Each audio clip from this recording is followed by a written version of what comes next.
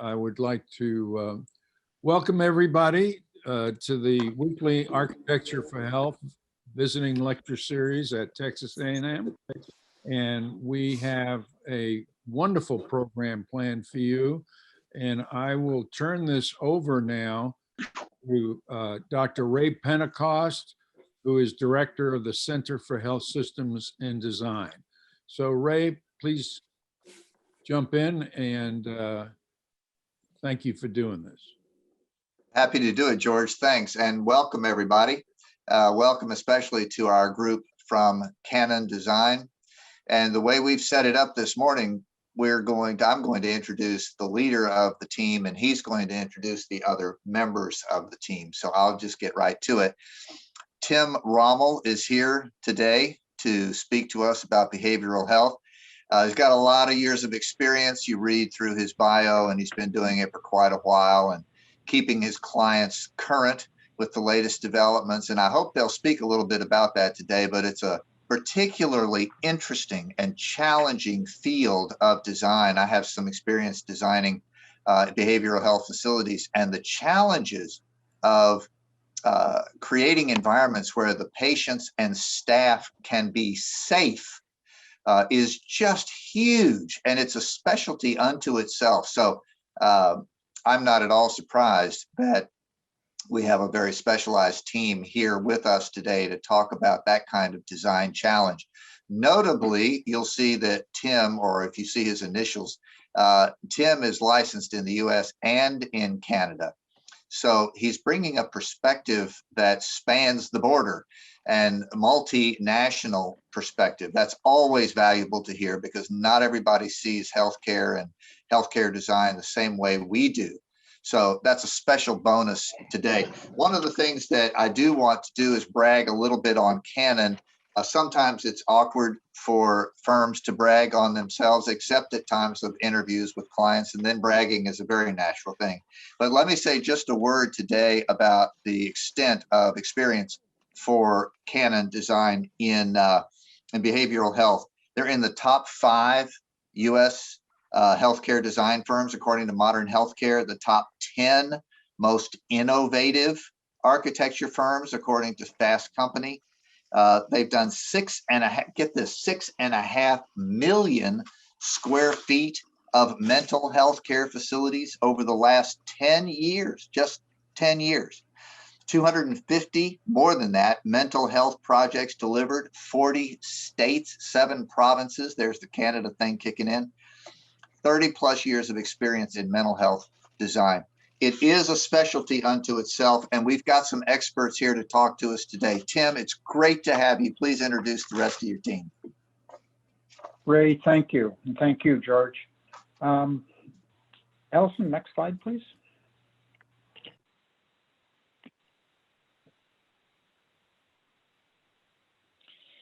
So at CannonDesign, and I'll talk a little bit about CannonDesign in a moment, but we practice architecture, as George said, as a team sport. And one of those teams is our dedicated mental health, behavioral health practice. And so with me today are some of the key individuals from that team. Jessica Moore is a vice president within our practice, and Jessica is responsible for programming, planning, and design for mental health facilities. Joining us also is David Sass, a senior vice president at CannonDesign. David actually is a graduate of Michigan. So when we were talking earlier about football, I know he was just holding his tongue at that point. But David is an architect and one of our lead programmer, planner, and designers within our practice. Stephanie Vito, also a program planner and designer within the practice.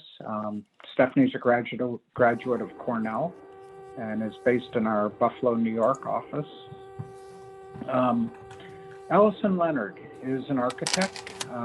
She's been with CannonDesign about a year now, and she's down in our Dallas office, so close to a number of you students down there.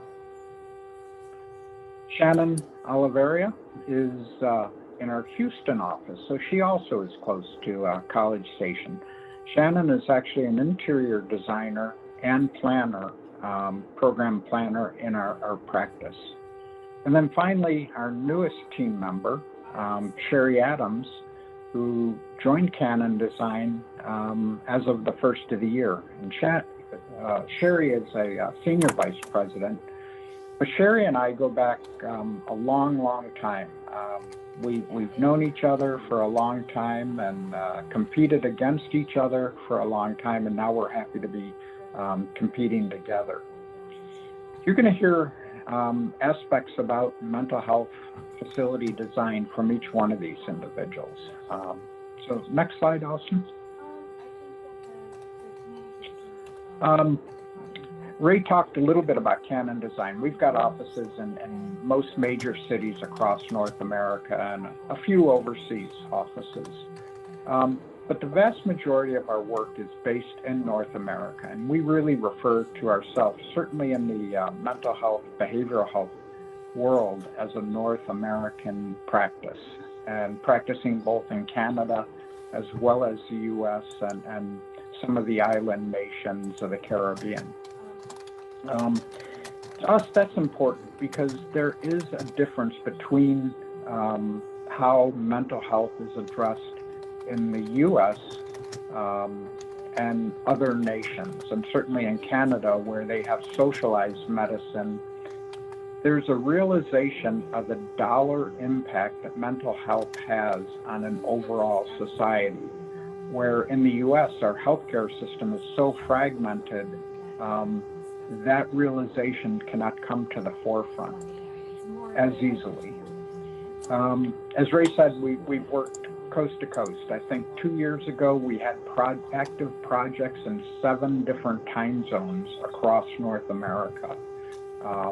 And at that time, Zoom meeting was not very popular. So there were a lot of us that ended up with a lot of airline miles and a lot of hotel nights and a lot of time on airplanes. Next slide, please. When we talk about mental health or behavioral health or illness, that's a pretty broad spectrum. Some of these disorders, diseases are episodic, meaning that they're a one-time occurrence, but the vast majority are chronic, meaning that they are with a patient or a client for a long, long time. The spectrum is pretty deep and diverse. It's everything from substance use disorders, that's alcoholism or drug addiction, other addictive disorders, eating disorders, which on the surface sounds, pretty minimal, but is absolutely devastating, can be deadly and physically harmful to one. Dementia and Alzheimer's disorders, traumatic brain injury, TBI, or individuals with developmental disabilities. And certainly autism spectrum falls within that, certainly in our world. And we do work in all of these areas. But from a patient perspective, there may be patients that suffer co or trimorbidity in any one of these. And a good example of that would be, or a recent example is veterans. There's a number of veterans that are dealing with mental illness, and might be depression or something, or a substance use disorder and or a substance use.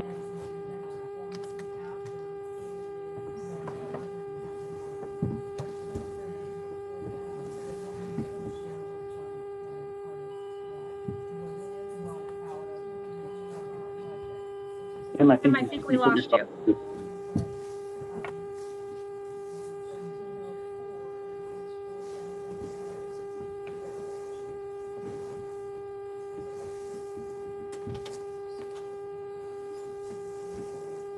Tim, I think you put yourself on mute. Your phone number showing is now.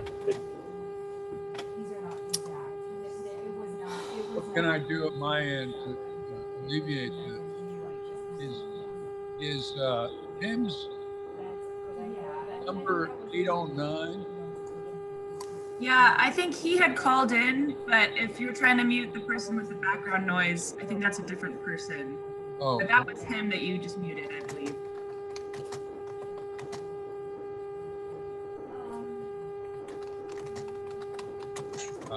Madison. George, Yeah. as host, you can go to every picture, and if your cursor goes over it, it'll give you the option of muting it. And you may just have to take matters in hand. Okay.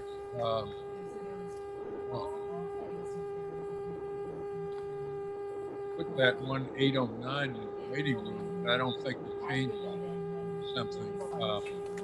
Can you hear me okay, Ray? Or Madison, can you give me an instruction? I think if you mouse over my name, you can designate me as the co-host, and then I can mute other people. Okay. Just looking for your name. Got a healthy turnout of 74 people. So I'm going to go back to the beginning. Oh, here. Okay. So. Wow, that helped. Okay. George, Wow. you save us. George, you save us. No.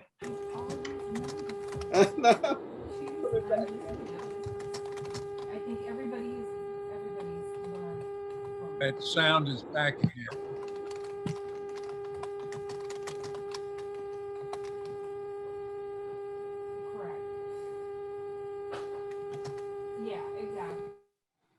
Got it. Okay. There we go. I think what I'll do is I'm the next speaker. So until we get Tim back on, Alison, do you want to go to the next slide and I'll go over the outline of all the presenters? Great, thanks. If Tim jumps back in, we'll give him the floor again. But for now, I'll go ahead and talk through. Today, we've brought an entire team of experts, I think, as Tim introduced us all. And each of us has taken an aspect of mental health, behavioral health care. And we're going to spend a few minutes talking about each of these segments along the continuum. So first up is me, Jessica Moore, with acute mental health, behavioral health inpatient units. One of the examples of acute mental health, behavioral health inpatient unit design is, it can be mental health acute care, can be frontline services. So it could be within an acute care hospital tower where you have medical units above and below, and you can have an acute care mental health program within that acute care setting. You can also have an acute care unit within a behavioral health mental health facility that provides many different unit types that might provide specialty care, but also general acute care. And within that, oftentimes you can have a PICU, which is psychiatric intensive care unit. So PICUs oftentimes are associated with an acute care unit because acute care units are that front line of care. So your first admission to an inpatient setting as a mental health, behavioral health patient would generally be an acute care unit. And those psychiatric intensive care units are specialty wings or pods off of an acute care unit that can offer that specialty service. So one-on-one, one-on-two, for patients who are particularly in crisis and might be of self-harm to themselves or others, and they can get that higher level of care. And so we often see the PICU attached to an acute care unit to allow the same staff to ebb and flow between the PICU and the unit so that it's a patient-centered approach and you don't have different staff treating you in the PICU versus on the acute care unit. You can also see acute care units based on age designation. So you can have a child and adolescent acute care unit or a general adult unit. And with the general adult unit, it's a unique design approach because you have such a vast variety of diagnosis groups and ages. So units for acute care have to be all things to all people, right? They have to be flexible and adaptable and allow the staff and patients to be treated in an environment that meets all of their needs. What you see here on the slide are a few examples of unit design. The one at the top is for Virginia Treatment Center for Children. And this is a unit that is for young adult and adolescents. And so this client had a very unique approach to the traditional care station. They actually decided to eliminate it. And what you see here is a day space open group room, and it's also landing pads for staff. So staff can sit and interact with clients and patients, but also maybe have a tablet to do a little bit of work. And then you see the charting room off to the side where they would do quiet computer work where they're not interacting with the patient. One of the things we focus on a lot is client experience, right? Making sure that we're not re-traumatizing patients upon admission to an inpatient unit. So trauma-informed care is a very important aspect of the model of care, recognizing that most individuals have experienced some sort of trauma. Statistics say as many as 50% of women and 60% of men have experienced some trauma in their life. And the inpatient unit experience should not increase that anxiety or put them back in the experience where they relate to that trauma. So we pay very careful attention about the experience of being admitted and the variety of spaces on the unit to meet everyone's needs. Safety, efficiency, visibility are all important things so patients have choice, but also are in a safe environment. The next slide. Some key aspects of inpatient unit design are similar across our client types, but each unit is quite different. There is not a one size fits all. Some of those building blocks are the three big components that we see are beds, which you see in blue in all of these diagrams, staff spaces in orange, which would be your clean supply, your charting, your staff offices and support. And then the yellow would be our patient day room spaces. So activity rooms, dining rooms, group therapy, interview rooms. What we like to do is provide a zoning of our units from public to private. So as in your home, you don't enter and walk into your bedroom. We try very much on these units to have you walk into the public or more day spaces, living room, dining room, lounge. We also pay very careful attention to visibility, sight lines, allowing for that passive supervision. So giving clients choice. If they want to be in an active group space, they can, or if they would like to be in a more private environment, that's available to them, but also in a visible and safe way. And then lastly, I think we pay very careful attention to patient bedrooms. We know that patients are in the room alone and in the private washroom alone, and there's a greater risk of self-harm or injury in those spaces. So part of our behavioral practice is paying very careful attention to the details of the design. So choosing the correct hardware, the correct furniture, and the appropriate lighting fixtures to provide for safety, but also durability and longevity of those products. And I think the final thing to note on the acute care side is also continuing that connection to the landscape and to nature, making sure we have good views out of those primarily day and public spaces, and bringing natural light into the center of the floor plan wherever possible, keeping that connection out. And wherever possible, we like to provide direct access to the outdoors. So through therapy, courtyards, porches, or terraces. That way, our clients who may stay slightly longer than a traditional acute patient of a day or two, they might be there up to a week or 10 days, and keeping that connection with nature is very important. And I think next up is David Sass. David's going to talk about supportive and transitional housing. David? Thanks, Jessica. Yeah, I'm going to talk a little bit about kind of the next step in the continuum of care, alternatives to the traditional inpatient mental health environment. Next slide, Alison. Thanks.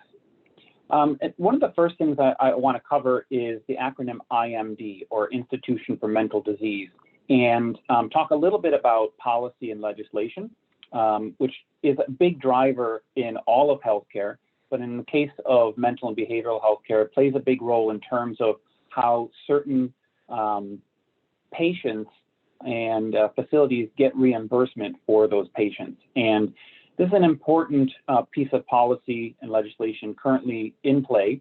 and dates all the way back to 1965 that basically says for patients who are age 21 through 64, if a facility has over 16 beds, that those patients are not reimbursable under federal Medicaid policies.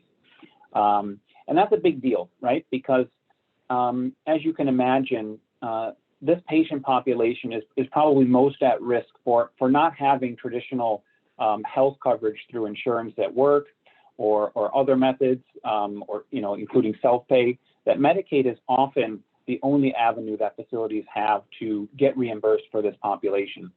And that knocks out a big chunk of society in terms of those facilities being able to be paid by the federal program, and so the costs are borne by the states.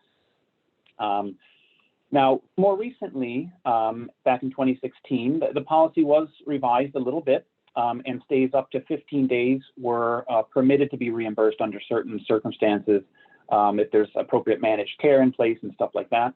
And then even more recently, even longer stays for substance use disorders. And really the point of all this is, legislation and regulation is a major driver. It's always subject to change, and that there are policy and advocacy groups out there, as you can imagine, who are fighting to change the regulations around there so that they can be reimbursed for through the federal programs. But this is on the books, and facilities have to deal with it. So what are some facilities actually doing about this? And this is where kind of some of that transition from the traditional inpatient environment that Jessica just described comes into play. Now, I'll walk through one example of a facility in Northern California in San Mateo County, where they're looking at this alternative. And the little aerial view you see on the left is this facility's existing situation, which is a traditional inpatient mental health facility that actually started as a hospital for the care of tuberculosis patients many, many decades ago. And since that time, transitioned to a fairly traditional multi-story inpatient facility of 100+ patients. And not only was the facility old and not really conducive to care anymore, but they really wanted to tackle this question of how do we address this gap in funding. The funding that comes from sources like Medicaid, of course, allows facilities to care for more patients, or allows them to hire the appropriate staff, or just provide better care in general. So all those things are, of course, incentives to improve the lives of mental health patients. And so this facility has decided, let's take a look at two things. Let's create smaller facilities that live with the regulation and actually build 16-bed hospitals, to go no further than what the regulation permits. And think about them a little bit differently. In California, they have what they call mental health rehabilitation centers and psychiatric health facilities, two different approaches, and these would fall under the former there, the MHRC, or Mental Health Rehabilitation Center. Next, Alison. And this is both a site plan of the campus and its redevelopment, and then a floor plan of one of those MHRCs. So that's the big deal is going from, again, a multi-story single facility into individual 16-bed buildings. Each of these will, number one, hold no more than 16 beds, so they qualify in that regard. But they also have to be individually licensed. They have to be individually operated. They have to have their own kind of oversight and leadership structure. Each would have its own, equivalent of a CEO. They can't just go in and say, well, we're going to build 4 small buildings, but we're going to run them as one organization like we already have. So there's things they have to do to actually make it work. But then on the environmental side, you can imagine going from a large institutional facility to a smaller 16-bed facility. You're living daily with less patients, less neighbors, if you will, less staff. It is more conducive to kind of a residential setting, a little bit smaller. And they have the opportunity to more easily manage different populations. You can envision that each of these 16-bed facilities might cater to a specific population, whether that's by age or diagnosis, could even be by gender, however they want to do that. And then there are some shared amenities on site. Like many projects and facilities we see nowadays, there's a real attitude change in trying to make these more integrated into their communities and allow communities to not think of these as places that nobody wants to go, but places that can actually be utilized, whether in this case for hiking trails, biking, and that kind of stuff, because it's a very hilly site and it's adjacent to some natural parks in the area. Next. And then the other thing that they are doing on this campus, which they don't have in their current facility, is kind of the next step even beyond that. Clients and patients who don't require controlled and secured inpatient support 24 hours, 7 days a week, but who are better, but may have other issues that really prohibit them from living, I would say, normal community lives in a home or apartment that we may all take for granted. So they're developing a transitional or supported housing facility on the site as well. And the difference here is that these are people who need a place to live. They need some additional support to help them kind of manage their daily lives, but it's temporary and they have much more freedom. They can come and go from this housing as they please. They may hold jobs, they may do some things in the community, and they can come and go as they need. So it's another step down in the process. And we're seeing, a lot more of this, especially to help address homeless situations and scenarios, which is a big deal in California and in the Bay Area specifically. And thinking about this population more as residents rather than patients. They're moving a little bit closer to kind of reintegrating into society and getting back into the communities that we all enjoy. And with that, I'll turn it over to Stephanie. We'll talk about, going from that inpatient environment to kind of the next level. Great, thanks, David.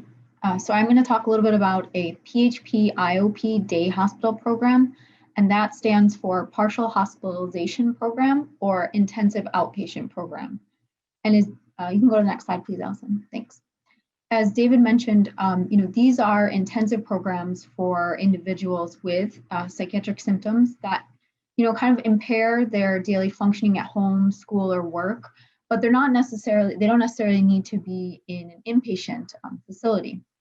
It's potentially, these programs can be used as a way to avoid inpatient hospitalization, kind of prevent it, if you will, keep patients in the least restrictive environment. Or it also can be used as a step-down option for those recently discharged from an inpatient setting, really to help ensure and strengthen continuum of care. You can imagine from an inpatient setting where there's a lot of assistance in daily living and managing their illness, for patients to go directly back into the community or in their living situation is a drastic change. And, these can be lifetime illnesses, and managing them really takes time and practice and patience.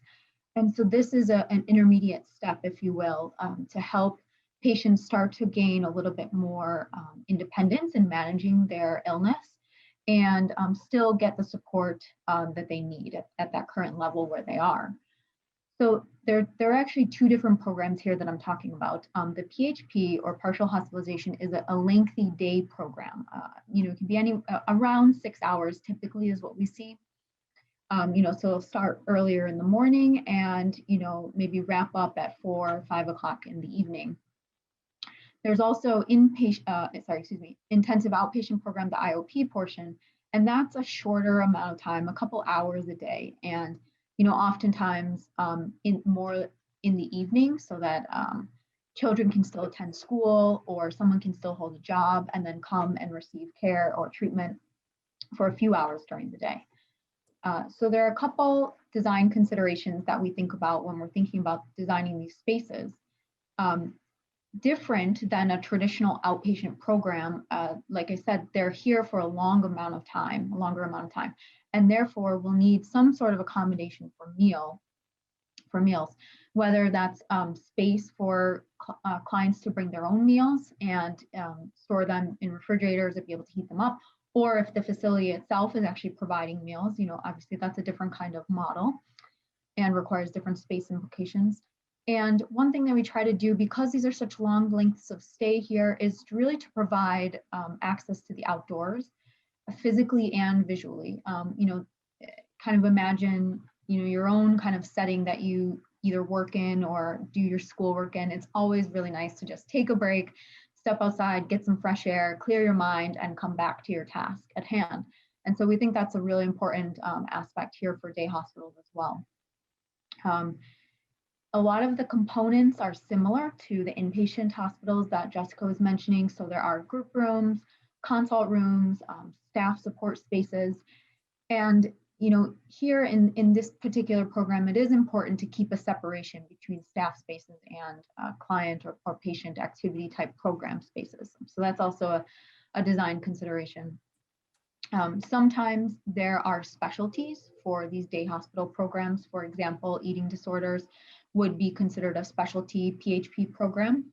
And given that it's a specialty, they also have their own physical space and environmental requirements as well. So it's important to understand, how the space is going to be used and what patient population is going to be seen to understand the physical components that would be required.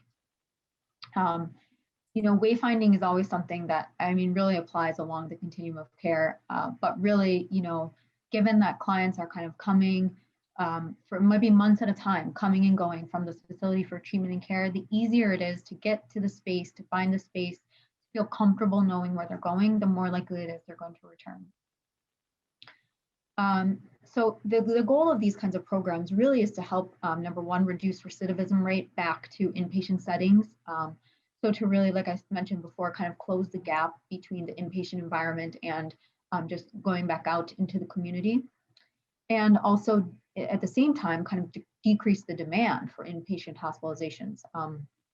There's a lot of, demand for inpatient spaces. A few decades ago, there was a huge closure across the country and a decrease in the number of available beds. And even some of the beds that are available are really happening in outdated spaces and ones that don't really meet today's standards. So reducing the need to have an inpatient hospitalization and keeping people in a the least restrictive environment possible is something that this program helps to do. And also, one of the design, this should be under design consideration too, is that there's a lot of family involvement in these programs. So thinking about space for families, but then also the fact that this program itself really helps strengthen family support through their engagement. Next, please. So diagrammatically, the yellow kind of represents patient therapy type spaces or activity spaces, and the orange represents staff areas. So you can see one of the considerations here is providing a separation between those two. So there's very clear entry for patients and entry for staff, and all of the yellow kind of staff patient spaces, therapy spaces, are contained within a certain corridor and ease of access. A space like this might see 20 patients at a time, maybe even up to 30, depending on staffing ratios. But the importance here is that there's multiple types of therapy spaces at different scales. So that large number of patients can actually be broken down further into smaller, more intimate settings. Thinking about arrival to these spaces is important. You can see here from the red elevators on the left-hand side, you kind of exit the elevators and walk down this really beautiful daylit concourse to get to your entrance to the particular day hospital that you're going to. So bringing in daylight, making the arrival sequence a really enjoyable and refreshing 17 days, if I include the Friday evening. Yep. There seems to be someone not on mute that's speaking right now. Thank you. And as I mentioned, direct access to the outdoors there. So this particular area, which is actually in Shepherd Pratt, new Elk Ridge Hospital, they have direct access to a terrace from those two group rooms. Next, please. Next, thanks. These day hospitals, this is a series of different day hospitals here. There's actually 3 outlined in this zone. The one that we were just looking at diagrammatically is adjacent to the elevators. There's one in the middle there, and then a third one off to the side, which is quite larger, and that is actually an eating disorder specialty one. So you can see there are kind of drastic spatial implications from having that specialty component to it. So these day hospitals they could be part of a more traditional outpatient MOB, or they can be integrated into an inpatient hospital, and that's the case here. And with doing that, there's kind of a clear circulation separation between outpatient zone and inpatient zone. But also, if a patient is being discharged from the inpatient stay, they're coming back to the same facility. They have the same comfort level. A lot of times, with severe anxiety or depression or other illnesses, leaving the house is a big deal. And knowing that where you're going, you're familiar with it, you're comfortable with it, we actually see a higher return rate in terms of having the patients make their follow-up appointments and participate in this option when it's located in a building that they're already familiar with. So that is another model. So next, I'm going to turn it over to Alison. Thank you. Stephanie, talk a little bit about CSUs and mental health, behavioral health, emergency department care. CSUs being crisis stabilization units. So between the shortage of inpatient capacity and insufficient community resource, there's been a pretty significant stress on the overall hospital care and emergency department resources across the nation. A lot of times mental health patients utilize the ED for their care needs, most of the time because there's nowhere else that they can go when they're in crisis. And emergency department staff typically doesn't have the appropriate training, the appropriate resources, or care model in place to manage this type of patient, meet their true needs, and excuse me, understand the type of crisis that they're going through. The psychiatric crisis stabilization units are designated areas within a mental health facility where they can go for a brief intervention based on what's currently happening in their lives. It's primarily used by individuals who are having an acute psychiatric condition. And then following the stay at the CSU, the patient could return home. They could go to an inpatient setting like we've talked about, or they could continue care at one of the PHP IOP programs that Stephanie just spoke about. The CSUs are not too unlike the concept of a 23-hour observation in a regular, acute care emergency department. It's just that CSUs have a limited holding time. It's usually less than 24 hours. Sometimes it can be up to 72 hours, depending upon whatever state regulation or the clinical model that the operator chooses to follow. Unique to crisis stabilization units is the staffing approach. These types of facilities would have licensed mental health care experts working along the health providers to figure out the best course of care for these patients. CSUs are usually adjacent to an emergency department where they'll evaluate and treat patients who have already been initially received there and then screened, deemed, medically safe to move on to the CSU where they can address the mental health crisis that they are going through. Sometimes the treatment bays in the CSU may be open or they may be fully closed. They may be recliners in a living room, which we'll show in a couple minutes here. But some of the design considerations that are important in this type of environment are making sure that there's a low social density in these care spaces. It's been shown that having extra space and allowing patients to have their own space actually lessens the incidence of aggression towards other patients and staff. It's also important to make sure that staff has direct observation of the patients and visibility. So we want to try to reduce the amount of corridors that may be here. But we also want to respect the patient, want to make sure that there's not extra noise in the background that can agitate patients. And like a few of my colleagues have mentioned, access to natural light and outdoors is really important. So following some of those considerations, just having both passive and active security measures helps to improve staff safety. Giving the patient choices helps to reduce the use of the seclusion rooms and any other restrictions that may have to be followed to help eliminate any self-harm that the patient may undo to themselves. And just reducing the stigma of seeking treatment, realizing that you may be in crisis and that you need help. Coming to these CSUs and EDs, you want to be sure that they're respecting your privacy, but also giving you the care and dignity that you need to help you through this crisis. So this is just kind of a path of travel scenario of how you would approach an emergency department or CSU if you were in crisis. You could arrive by yourself, walking in, maybe you're with a friend or a family member, or you could be brought to the hospital by law enforcement or in an ambulance.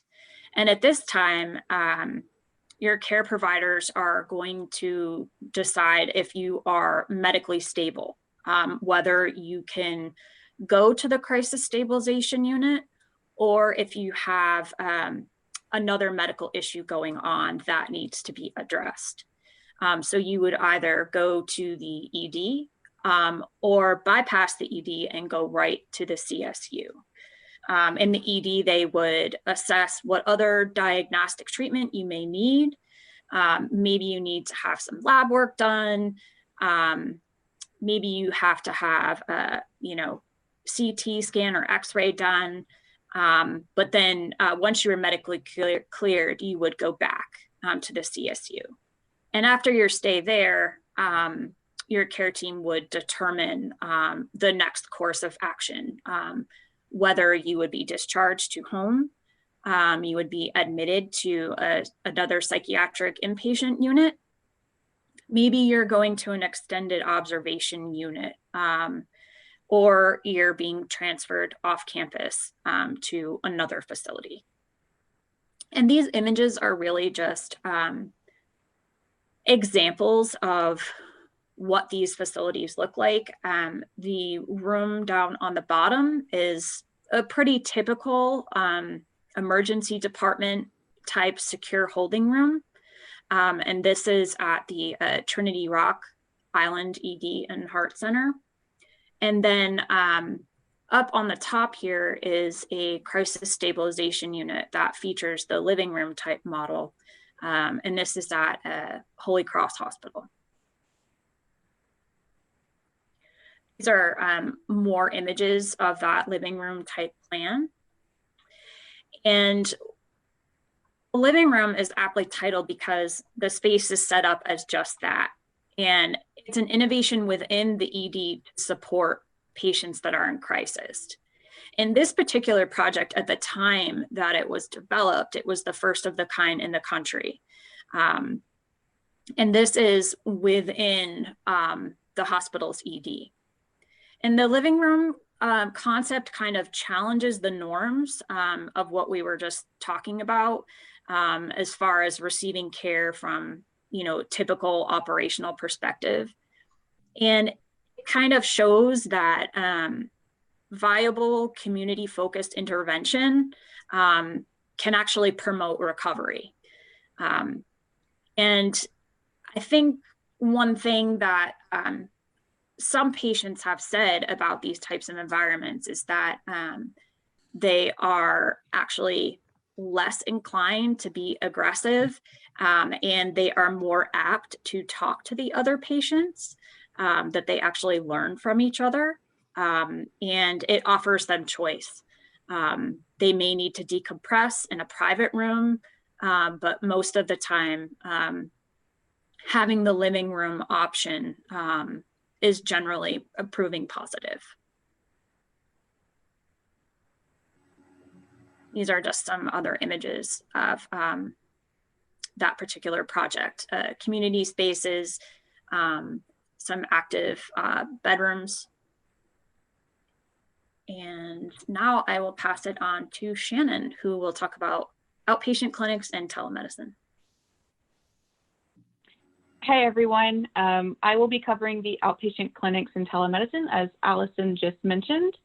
In this area, go to the next slide, Alison.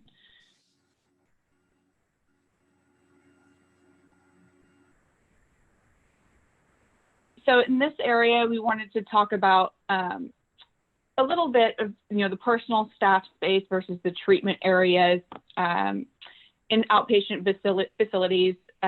Since COVID-19 and the pandemic has been going on over the last year or so, a lot has changed from a mental health standpoint from outpatient facilities and telemedicine.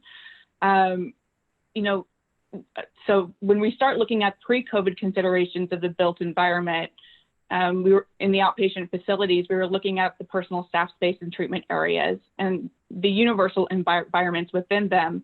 And then also considering group therapy versus private care that was touched upon a little bit in some of the earlier parts of the presentation. As COVID has been going on, there has been some differences in the reimbursable rates through telemedicine, which has started to get the opportunity for it to become more prevalent in mental health care. So since those things have recently changed and is now accepted, we're starting to look at some other alternatives of patient care in mental health through technology, such as various apps where we are able to now track, or a patient is now able to track their health care through those things to now communicate to their providers. We also want to start looking at the care in familiar environments, so throughout telemedicine. So, now people are starting to have their care in their homes or in a chosen environment instead of having to now go into an outpatient facility, which could be uncomfortable for them, or entering into a more privatized space for that that's specific for that healthcare provider.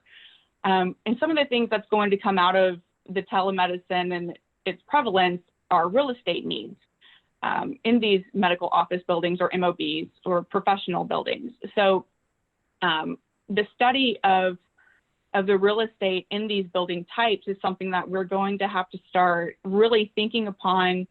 Are we going to have a lot more office spaces or administration spaces in these medical office buildings if telemedicine is going to start becoming a lot more prevalent? Okay. And then the next slide. So these are a couple of examples that we have of outpatient facilities. One of them on the left, the U.S. Army Corps of Engineers in Fort Bragg, and the outpatient center there. And then on the right, we have the Juravinski City Center at St. Joseph's Hospital in Ontario, Canada. And then next, I'm going to pass it over to Shary Adams. Hi. So we've talked a lot about different types of care. Now let's talk about who occupies these units. If we can go to the next one. There's several different types of patient populations that we need to keep safe in these facilities, all with different, and I want to say, but not necessarily competing needs. I'm going to say that again because I think it's really critical. They're all very different, but they're not necessarily competing needs. Different needs, but not competing. So we'll take a minute to go over those, but before we do, I want to encourage people to start to think holistically and maybe even inclusively. Because their needs are not that far off from each other's, maybe we can start to think about environments that are inclusive for each patient type. And through that inclusivity, think of equal care and dignity and maybe even in doing this, destigmatize the environments around mental health care. So let's just look at a couple of different patient types. Child and adolescent, right? First and foremost, it's important, and for safety reasons, to separate them from other populations. Not only do we have to separate them, but these are kids. So there's potential for families to room in with the child or the adolescent. You know, that saying, it takes a village, and it does. So now the rooms have to be designed with that in mind, that there may be a parent or a caretaker in the room with that child. What about kids with autism? Their needs, and autism spectrum is huge, so their needs vary from child to child. You've seen that photograph on another slide earlier on, but this is an example of a design that allows a child who wants to be front and center of activity. They would be in the colored zone. You know, a very simple tactic, architectural move, but very effective. And those who want to observe but not be right in the mix of things could be on the perimeter and stay outside of that. So, you know, it's interesting to see how architecture can make a difference in defining spaces without actually physically limiting them. If we go on to, the other types of patients, sorry, comorbid, we'll talk about in a moment. Those are ones with medical and psychiatric needs at the same time. So those are polar opposites, right? Medical, very complicated care, tons of ligature points and you know, med gases and all sorts of things people can hurt themselves with, but then psychiatric care at the same time. So that's a new population. We'll also talk a little bit about geriatric, obviously mobility and potential dementia issues. And then finally forensic, which is, you know, obvious. These are people who don't have a choice. They have to be there. And so it's got to be safe and secure, but therapeutic at the same time. Again, looking at things that are polar opposites. On the next slide, you know, it starts to show what it looks like. Research, there's been a ton of research in autism, and it's showing that, you know, children with autism, and I'm going to say it's not just children in the end, but if we can, and it's been mentioned earlier on, control acoustics, use natural light. This is, everybody's mentioned this in every slide that we've talked about, and arrange spaces so that there's ease of transition from place to place, not dissimilar to that other picture you saw. It has a huge, you know, effect on recovery and outcomes. The top left and the middle photograph here show, you know, an outline on a floor. It's a really, again, a very simple move, but it defines a path of travel very simply. You don't have to think twice about it, and you can follow it and arrive at a destination. So, you know, ways that we can connect pieces through wayfinding and architecture is critical. The other element is providing different types of spaces. We talked about, you know, wanting to be front and center or wanting to be private at any given moment. So we need to create those little escape places, allowing, you know, Alison mentioned choice, right? For patients to choose where they want to be at any given moment. Again, has a huge effect on patient outcomes and recovery. And it's not that this is, you know, just because I'm showing children's images here at adolescent facilities, it's not very different than geriatric needs. You know, patients who have medical, sensory, functional and or neurocognitive conditions are not dissimilar, you know, in using a similar wayfinding technique, for example, for geriatric patients. All of these patients, oh, sorry, if you go back again, still require the same sort of enhanced observation. Alison talked about it, clear lines of sight for staff, but also understanding, and it was mentioned about corridors, form plays a huge role. And if you look at the bottom right diagram, Alison talked about corridors as being limiting. If you think about trying to pass somebody who's having a moment within one of these facilities, you're going to aggravate that person because you're going to invade their space. But if we take that wall and we actually angle it slightly, all of a sudden I'm allowing that person some area to move around. And if we open it up even further, guess what? We've allowed them to have choice, allowing people to sort of de-escalate a situation, stay where they are, and we can avoid them. Again, it's allowed bringing dignity back into the units themselves and letting people play a role in the recovery.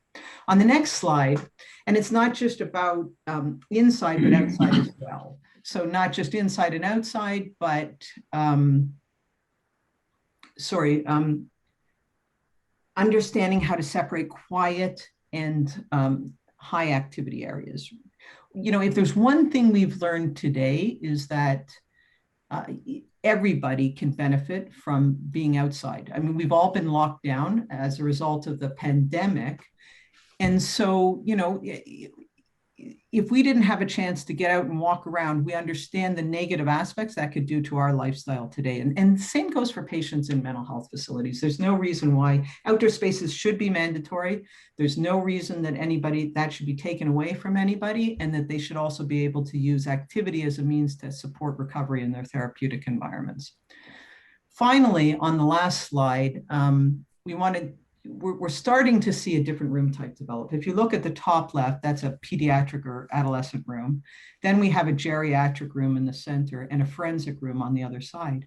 But if you look at those numbers, we're seeing a whole new different patient type arise. And that's what we're calling a comorbid patient, which is a medically compromised psychiatric patient.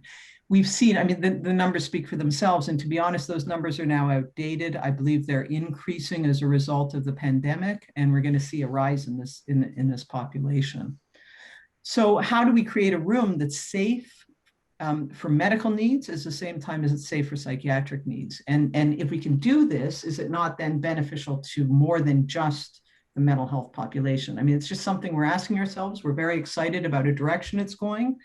But how you know, in creating a really a very well thought out, well designed therapeutic room that's flexible and adaptable at any given moment, we feel is the next generation of design. So it's something that we're excited about, and we actually feel that we can create an environment that can flex between safety and security within a medical setting. So again, I think architecture has a lot to do with supporting the creation of these environments. So thanks. So I'm back. We had a little bit of a technical glitch there, but we're good now. I think we're right on time. As you can see, mental health care facilities are an important part of the overall continuum of health. I'd like to leave you with one last statistic, and that statistic is that a patient that suffers from a mental health affliction has a life expectancy of 25 years less than an average person. Think about that. That's 2.5 decades less life that person will live. Mental health facilities are important. They're an important part of the continuum of care in all of healthcare. The impact on the GDP, the gross domestic product of our nation, mental health care surpasses the top 5 physical medical afflictions in terms of the loss of GDP. And those top 5 afflictions include cancer and cardiovascular disease, the top 5 combined. So this is an important part of healthcare. And I think, as you've heard from the experts, you know, folks on our team, the folks that I'm very privileged to have the opportunity to work with and learn from, it's an exciting part of healthcare. So with that, I'm going to turn it over to George. Back to George or Ray. That was a wonderful presentation, Tim and your team. And Ray, thank you for introducing everybody. Ray, you want to start out? You want to say anything?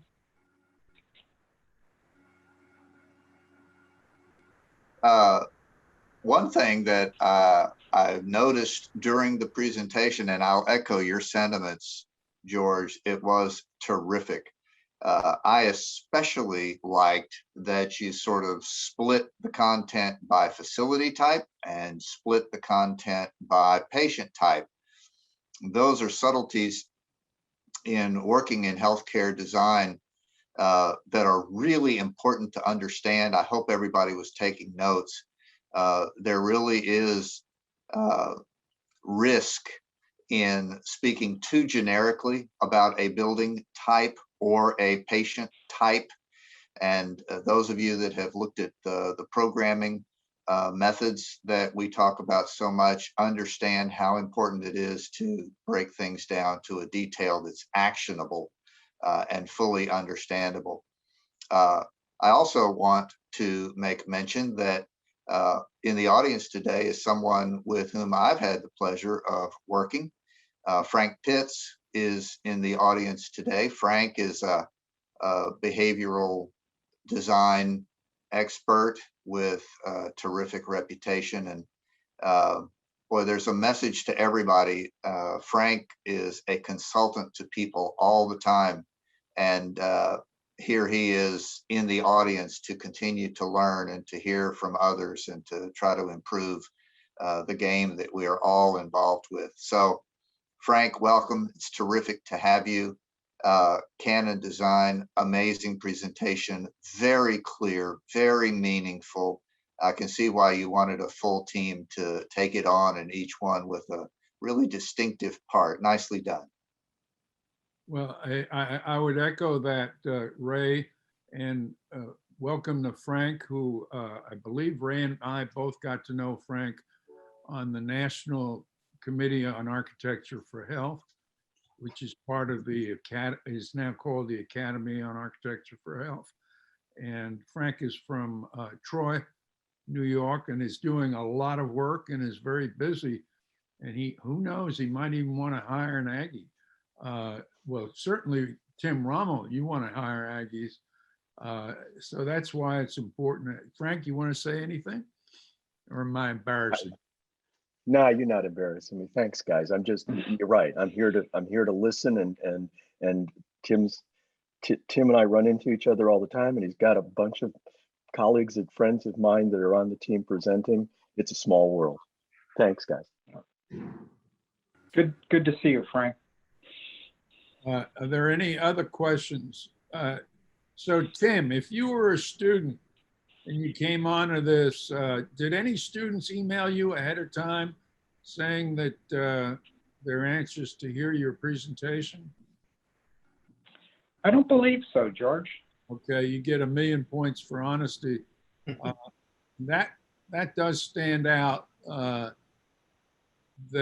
You want to signal enthusiasm, and I'm not trying to put words in your mouth, but this is one of the best presentations I've seen for students because it covered so many aspects. The team, the different people, so that one person isn't always presenting, and very, very well prepared, very well prepared. So Frank, you're more than welcome to come back. How did you find out about today's? Through the AI? It was on the AIA webpage? Well, maybe he's already gone. No, I think I got something from Texas A&M. I'm on your list, and it just ended up being in a spam filter until the last minute. So yeah. Later. Credit for this. And any students want to say anything? Well, George, this is Bill. Can I ask a question? Yeah, sure. Great. Absolutely excellent presentation. I really enjoyed it and learned a lot about it. Clearly, you found God in the details. I mean, they're beautiful environments, but also the devil is in the details. How do you deal with smoking, which is generally behavioral health is a part of the therapy, it seems like. How did you deal with that so that it doesn't become these blue smoke-filled rooms? It's interesting. I have not designed a facility, at least in the last decade, that has allowed smoking. It really has kind of gone by the wayside. With smoke-free environments, patients that come in that are addicted to nicotine and stuff are given patches. And as I say, for the past, we have not done a facility that has allowed smoking in them. I haven't either. I was just thinking of the psychiatric aspects. I haven't done a behavioral health facility in a long, long time, so maybe it's outdated. as a concern. Actually, Tim, one of the things we've actually started to find is that they're starting to look at psychedelics and marijuana as the therapeutic. They're looking at bringing them into some of the environments. It's funny, they don't talk about smoking anymore. They're actually looking at those. So as part of the medicinal. Yeah. Well, Madison, could you? George? Yep. Excuse me for interrupting, but we had a student ask a question in the chat box. Oh, yeah. I'll be happy to bring it to the attention of the group. The question is from Kinjal Shah. Question regarding the last slide, which showed the plan for an inpatient room. She noticed that there was decentralized care station attached to the room. Does that cause any issues with constant supervision, as passive supervision? Is it encouraged to reduce anxiety between patients? How do those forces interact in that plan? Thanks, Kinjal. Good question. Yeah, I'll take that one. That's so for a medically compromised patient, there is more staff observation required. And it's an excellent question because as a patient might become ambulatory or get up and actually start to walk around and less medically ill, more, and taking care of the psychiatric side, that staff station actually lowers down and becomes a bench. The concept is that when the patient needs the supervision or the one-on-one care, because they're in a more acute moment, the staff member can observe but allow the patient to be within the room and or sit in the room. The yellow space on the inside is that a sitter location as well, should that patient require, a one-on-one assistance in there. Otherwise, once a patient is sort of medically cleared, that area would then lower down and become a sort of front porch to the room where the patient could then use it as one of those choices, right? Whether they want to be out in the milieu or sort of in their front porch out of the room, but not necessarily joining the big crowd yet. So did that answer the question?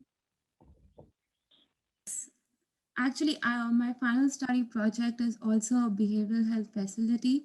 So I have seen a lot of examples, and this was the first time I saw a decentralized care station, which is usually in ICU rooms. And I agree to your answer that this can be used as a porch, which gives them a choice. And that is what an important element in designing for the mental health patients. Kinjal, it's good to see you. I might just mention to other students, we had the distinct pleasure of having Kinjal work with our group over the past year during her studies there at A&M. And she actually, on a number of occasions, we have twice weekly team calls, conference calls amongst our team, because we've got team members across the country. And Kinjal would always join in with us in the morning. And so it's good to see you again. Hope things are going well. Yeah, it's going well. And it's nice to see you, everyone, again. You can see our footprint from A&M is very wide and very deep. That wasn't always so, and that's to the advantage of the students, because by showing up at these things and increasing your ties, you never know when you're going to work in a joint proposal. You might be competing in class and then be partners on a joint venture. So all the more reason, I think, to keep your cameras on, because you might get hired on the spot. There's another question from Joan Huntley. Is she still here? Joan? Well, it's on the chat. Yeah, I can read that one too, if you like. It's about the same room. The question is of medical equipment. Where is it? And where are the tubes and the ports and the dials and all of that? The idea is that head wall, the wooden head wall that goes all the way across to head and foot wall, houses all of that medical equipment. It's a future room. So the idea is it's a touch surface. So when needed, you touch it, the medical gases will come out. There'll be a lock or some type, it could be behind sliding doors that you know, are hingeless doors, some type of hingeless system, but it would enclose all of the equipment at any given moment. So only taking out what is needed at that time. It would be back of house supplied. There's that black depth behind the head of the bed where you could see all of the equipment would be housed in that space within the wall. So if you want to see, thank you, Shary. If you want to see Tim Rommel's master's degree project, it's on, oh, what's the name of the cross street in South College Station with near Scott and White, but it's the Med Center, Rock Prairie Road. And he did that, I believe, in 1983. So, Tim? So it takes a long time to develop relationships and stick with it. And this is a fascinating field. This is a wonderful presentation. If anybody wants to stay on a little bit more, I'd like to say that I think we either had 74 or 76 people.